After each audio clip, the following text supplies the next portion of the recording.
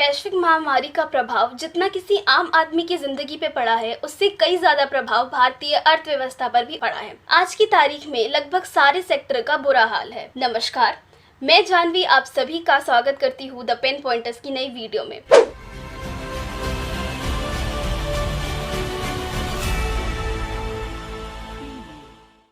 आज हम बात करेंगे कि इस कोरोना वायरस की महामारी ने किस तरह भारतीय अर्थव्यवस्था को प्रभावित किया है। सबसे पहले बात करते हैं फूड एंड एग्रीकल्चर सेक्टर के बारे में। जैसा कि हम सब जानते हैं कि फूड एंड एग्रीकल्चर सेक्टर हमारे देश की रीढ़ की हड्डी है, इसलिए बाकी सेक्टर्स के मुताबिक इस सेक्टर पे सबसे कम प्रभाव पड़ा है। बहुत सारे राज्य सरकारों ने अपने राज्य में मुफ्त का खाना, फल, सब्जियां जरूरतमंद लोगों को बंटवाया है। इसके साथ ही आरबीआई और हमारे देश के वित्त मंत्री ने ये घोषणा की है कि आने वाले कुछ हफ्तों में बहुत सारे ऐसे कदम उठाए जाएंगे जिससे इस सेक्टर में बढ़ोतरी होगी और साथ ही इस सेक्टर के लिए बहुत सारा फंड रेज किया गया है। अब बात करते हैं टूरिज्म सेक्टर के बारे में। ये तो हम सब जानते हैं कि महामारी का मतलब है घर में बैठना, तो टूरिज्म का तो कोई सवाल ही पैदा नहीं होता। लेकिन फिर भी टूरिज्म सेक्टर का हमारे देश की जीडीपी में कम से कम 9.6% तक का योगदान है। ये सेक्टर सबसे पहली ऐसी सेक्टर है जो इस महामारी के शुरुआत में ही बहुत बुरी तरीके से प्रभावित हो चुका था। ऐसा माना जाता है कि ये सेक्टर जितना प्रभावित 2008 के फाइनेंशियल क्राइसिस और 9/11 के समय नहीं हुआ था, उससे कई ज्यादा प्रभावित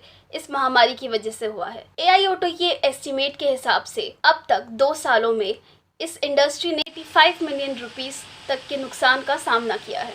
अब बात करते हैं टेलीकॉम इंडस्ट्री के बारे में। टेलीकॉम इंडस्ट्री बाकी सारे सेक्टर्स इंडस्ट्री के मुताबिक नुकसान की जगह फायदे में रहा है। जब से ये महामारी आई है, टेलीकॉम इंडस्ट्री में जितने भी अलग अलग सर्विस प्रोवाइडर है, उन सब के बीच मानो जंग सी छिड़ गई है। वो अपने प्राइसेस, अपनी क्वालिटी को लेके काफ़ी पर्टिकुलर हो गए हैं। इसी के चलते हमें टेलीकॉम इंडस्ट्री में पिछले 2 सालों में काफ़ी बदलाव देखने को मिले हैं।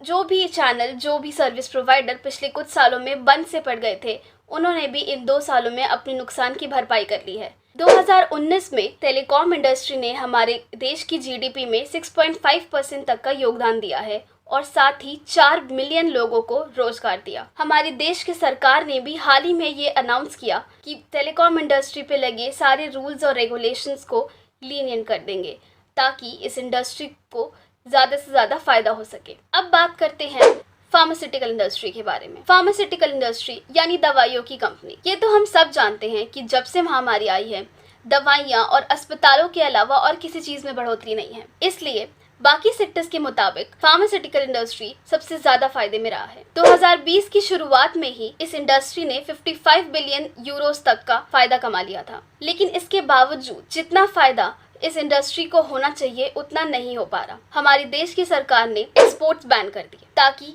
ज़रूरी इक्विपमेंट्स, PPE किट्स और ड्रग्स इस देश से बाहर ना जा सके और इस देश में किसी चीज़ की कमी ना हो। इसके बाद भी उन्होंने सारे टैक्स पे रिलैक्सेशन कर दिया है ताकि इस इंडस्ट्री पे कोई भी फाइनेंशियल स्ट्रेस ना आ पाए। हमारे देश की अर्थव्यवस्था पे इस महामारी का प्रभाव देखते हुए ये तो हम बता ही सकते हैं कि ये रिसेशन जैसी चीज़ों से काफ़ी अलग है। ये अचानक डिमांड घट जाना और बेरोजगारी बढ़ जाने से हमारे देश की अर्थव्यवस्था काफ़ी प्रभावित हो चुकी है।